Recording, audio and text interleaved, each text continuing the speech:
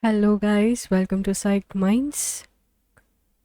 We are starting with our new segment. As you can see from the title of the video, we are going to step into the remarkable life story of Sigmund Freud, the father of psychoanalysis. Before that, if you have not subscribed yet to the channel, do subscribe, like, and share. Hit the bell icon to stay tuned to the videos that are incoming. Check out the other recordings that are available. So let's start. Let's meet the man who forever changed the way we think about the human mind. Sigmund Freud, the father of psychoanalysis, was a visionary who explored the depths of dreams, the unconscious, and human behavior, leaving behind a legacy that still shapes psychology today. The journey through the life of Sigmund Freud, the father of psychoanalysis. In the bustling town of Freiburg in Moravia, part of the Austro-Hungarian Empire, now it is called Pribor in the Czech Republic, a boy was born on 6th May 1856. His name was Sigismund Schmolo Freud, later shortened to Sigmund Freud, a name that would one day define an entire field of thought. He was a precocious child in a humble setting. Freud was the first of 8 children born to Jacob Freud, a wool merchant, and his third wife, Amelia Nathanson, who was 20 years younger than her husband. Sigmund was unusually bright. The family recognized his intellectual promise early on, favoring him over his siblings. He had his own room, even in their modest apartment. This is young Freud with his father, Jacob Freud, and later with his mother, Amelia Freud. In 1860, when Freud was 4, the family moved to Vienna, which became his lifelong home. Vienna was a city of culture, philosophy, and later political unrest. Here, Freud's academic journey began. Academic brilliance and early influences of Freud. He was an outstanding student with a deep interest in languages, science, and literature. In 1873, he entered the University of Vienna to study medicine, though his passion was never clinical practice. It was understanding the human mind. In the 1880s, Freud worked in the Vienna General Hospital, but his fascination lay with the brain and its hidden workings. A pivotal moment came in 1885 when he studied in Paris under the famed neurologist John Martin Charcot, who was using hypnosis to treat hysteria. Freud was mesmerized by Charcot's demonstrations, particularly his idea that psychological disturbances could have non-physical causes. Charcot's influence was enormous. He introduced Freud to the idea that the mind could affect their body. Freud returned to Vienna and married Martha Bernays in 1886. Together they had 6 children. Despite personal struggles and professional obscurities in his early years, Freud remained intensely committed to his work. During this time, Freud also developed a close and controversial relationship with Minna Bernays, Martha's sister, who lived with them. Some historians, like Peter Gray, Franz Makiewicz, allege that they may have had a romantic affair, even traveling together, but there is no definitive proof. So, as discussed earlier, in 1885, a young Freud, having recently completed his medical degree, received a travel grant to study under the famed neuropsychologist John Martin Charcot at the Salpêtrière Hospital in Paris.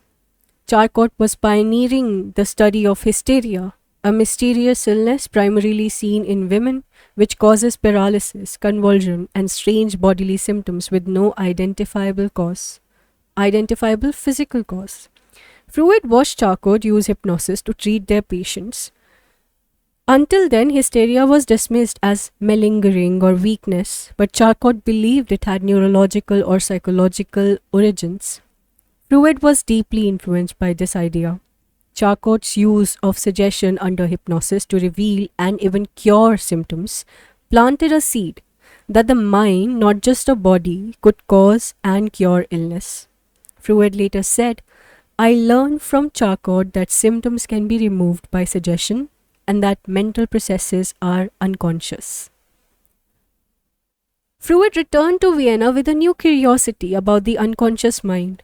His major turning point came in collaboration with Joseph Breuer. Joseph Breuer was treating a patient known as Anna O, whose real name was Bertha Pappenheim. Anna O suffered from severe hysteria, hallucination, paralysis, inability to talk, etc.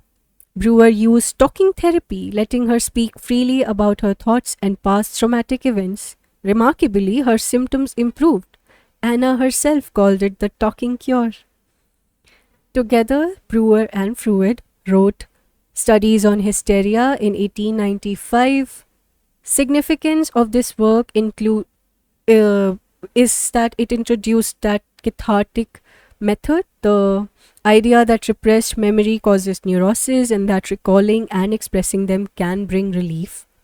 Contribution of studies on hysteria include birthplace of the psychoanalytical method, listening to the patient's free association, and exploring unconscious roots of symptoms. Though this collaboration with Breuer ended when Freud insisted sexual trauma was often at the root of hysteria, a theory that Breuer resisted. Other major work and theories of Freud, while he was working solo, expanded and refined psychoanalysis over the years through several landmark publications. One of them is The Interpretation of Dreams, his most important work. Main idea or key idea of this book is that dreams are the royal road to the unconscious. Freud analyzed his own dreams and those of his patients, showing how wishes, anxieties, and repressed desires express themselves symbolically in dreams. He introduced the idea of manifest content, that is, what we consciously remember, and latent content, the hidden psychological meaning. Then the work Three Essays on the Theory of Sexuality in 1905, whose key ideas were human sexuality began in childhood. He introduced the stages of psychosexual development, including oral phase, anal phase, phallic phase, latency, and genital phase. He coined the term Oedipal complex, describing a child's unconscious desire for the opposite sex parent and rivalry with the same sex parent. It shocked the public and many colleagues, but became foundational in developmental psychology. Then his work included Beyond the Pleasure Principle. Freud began to observe behaviors that didn't align with his original pleasure principle, the idea that we are driven to seek pleasure and avoid pain.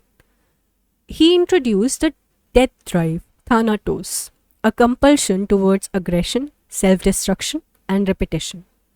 Other work include The Ego and the Id in 1923,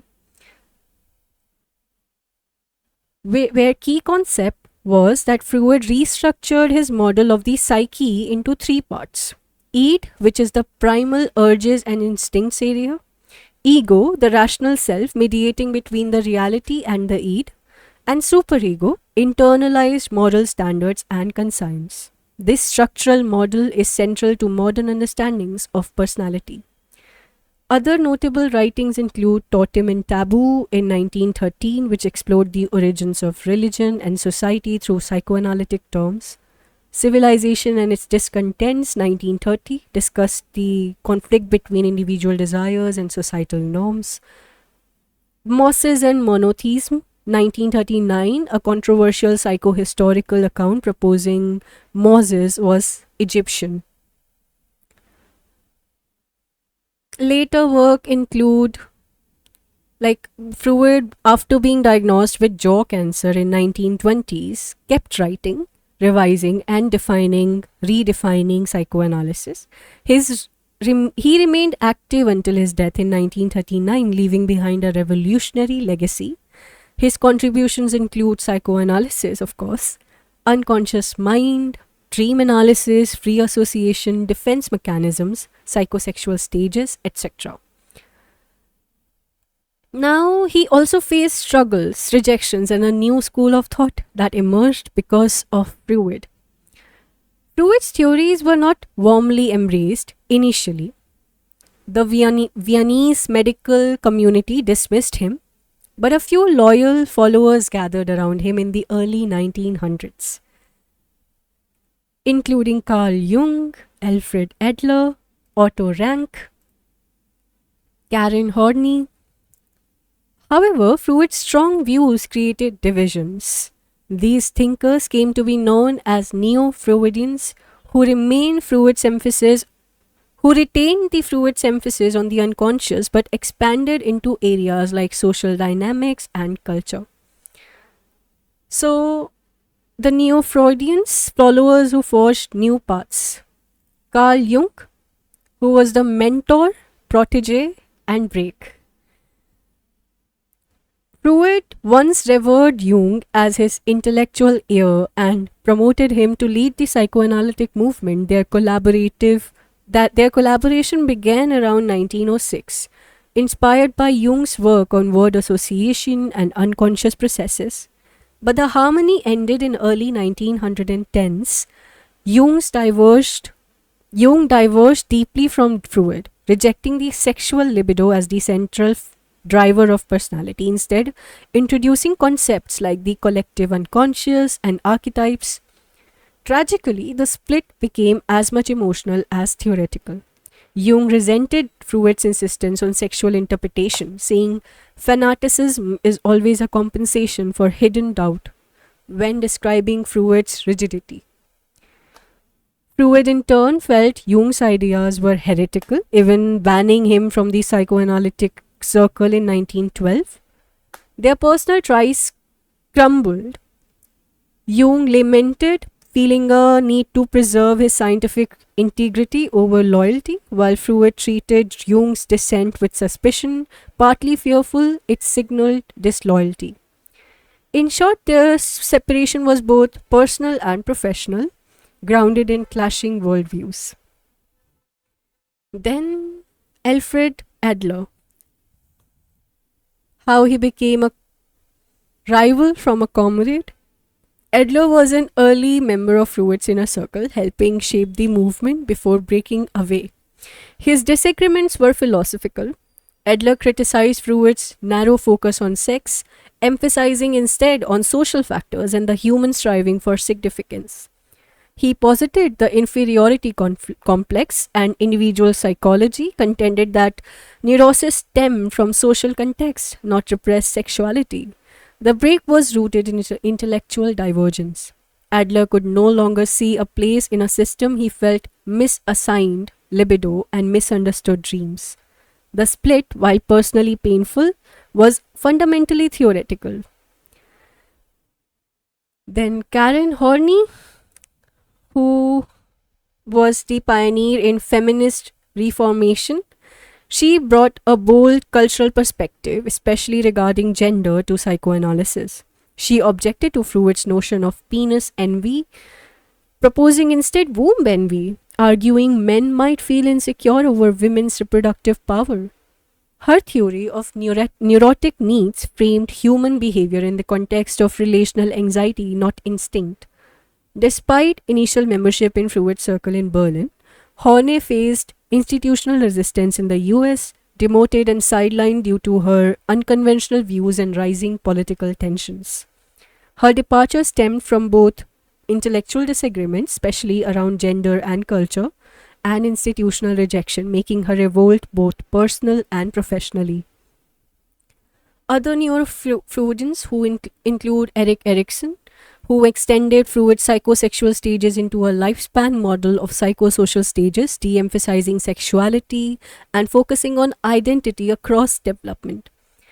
Erich Fromm and other added social, cultural, and existential dimensions, hacking back to Freud's emphasis on inner life but diverging radically in content. Helene Deutsch, while remaining more orthodox, advanced theories on female sexuality and played key role in the institutionalization of training in psychoanalysis. Freud's disciples sought to evolve psychoanalysis in ways he often found unsettling or threatening. In some cases, the schisms were purely cerebral, in others, heartfelt, but all contributed to the richness of psychoanalysis, thought that follows Freud's foundation. These departures hurt Freud deeply, especially Jung's, whom he had viewed as a successor. Freud wrote in a letter that Jung's break felt like the loss of a son.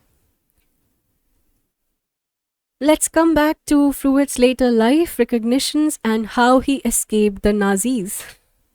By the 1920s, Freud had achieved international recognition. His works were being translated and his name became synonymous with psychoanalysis. But his health was deteriorating. A lifelong cigar smoker, Freud developed cancer of the jaw in 1923, leading to over 30 painful surgeries. Still, he wrote continuously. This was the time he published The Ego and the Id, where he introduced the structured model of the mind, id, ego, and superego. Then came the Nazis. As a Jew, Freud's life was under threat after Austria was annexed by Germany in 1938. His books were burned and his daughter Anna Freud was briefly arrested by the Gestapo. With the help of influential admirers, including Princess Marie Bonaparte, who was one of his patients, Freud escaped to London in June 1938. 1938. Princess Bonaparte even tried to buy Freud's freedom from the Nazis. Freud died in London on September 23, 1939, by assisted morphine overdose, as per his request to his physician due to the unbearable pain of cancer. Even in death, Freud remained polarizing, praised as a genius, dismissed as a pseudoscientist.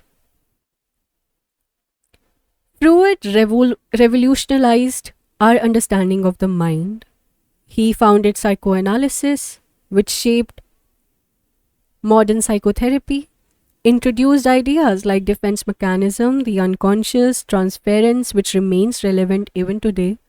He influenced art, literature, film, and cultural criticism like surrealism, modernist literature. Even critics acknowledge his importance. As the philosopher Paul Ricoeur called him, Freud was one of the masters of suspicion, alongside Nietzsche and Marx.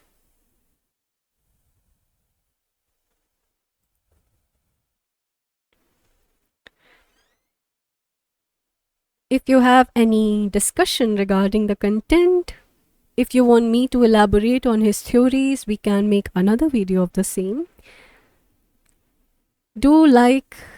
If you like the video, write in comments what you thought about it. Give your feedbacks, negative or positive, all are welcome, in the comment section of the video you're viewing, or you can also reach out to me in the community section of the YouTube channel. Bye bye for now. Hope you like it. Do write in comments if you like this kind of video, and I would continue to make them. Thank you. Bye bye. And more suggestions are welcome. Bye.